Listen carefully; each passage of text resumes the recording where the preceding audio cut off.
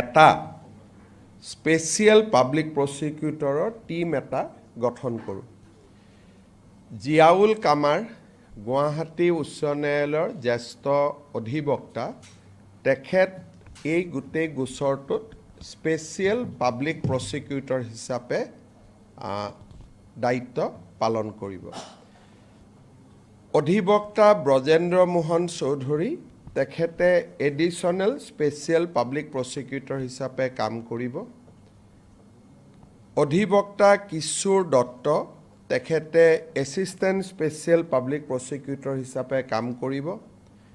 অধিবক্তা প্ৰাঞ্জল দত্ত, তেওঁ assistant special public prosecutor হিচাপে কাম কৰিব।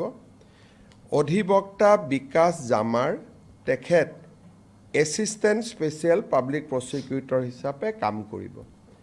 এই 5জন অধিবক্তাৰে গঠিত ন্যায়িক টীমটোৱে এই গোটেই যি আমি চাৰ্জশ্বীট দাখিল কৰিছোঁ, অভিযোগনামা দাখিল কৰিছোঁ, এই গোটেই ন্যায়িক প্ৰক্ৰিয়াটো আগুৱাই লৈ যোৱাত সহায় কৰিব, আদালতক তেওঁলোকে সহায় কৰিব।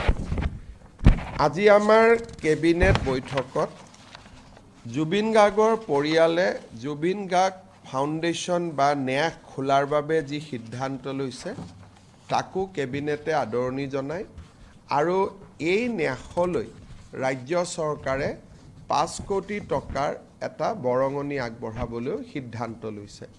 আমি ৰৈ বিনালে 2,90,00,000 টকা দিছোঁ, কিন্তু সেইটো চিনেমাখনৰ পৰা পোৱা বা GST আৰ্জিত।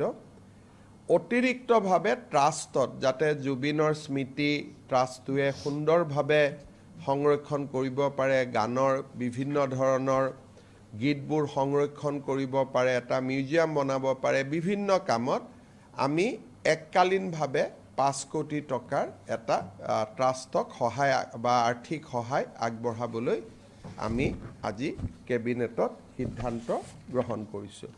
পৰৱৰ্তী সময়ত তেওঁলোকে আন আঁচনি দিলেও বা জুবিনৰ সংক্ৰান্তত বা তেওঁৰ স্মৃতিৰ সংক্ৰান্তত আৰু যদি কিবা চৰকাৰক আঁচনি দিয়ে, তাৰ ক্ষেত্ৰতো চৰকাৰে ট্ৰাষ্টক সহায় কৰাৰ বাবে সদায় প্ৰচেষ্টা অব্যাহত ৰাখিব।